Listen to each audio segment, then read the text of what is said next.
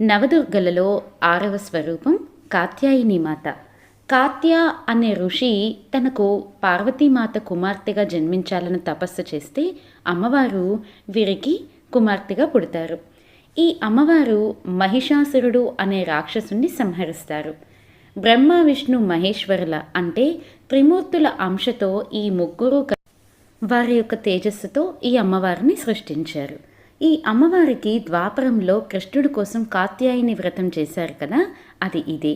ఈ అమ్మవారి శరీరం బంగారు కాంతితో మెరుస్తూ ఉంటుంది. 4 చేతులు ఉంటాయి. కుడి చేతిలో అభయముద్ర, వరముద్ర, ఎడమ చేతిలో ఖడ్గము, పద్మము ఉంటాయి. వాహనం సింహం.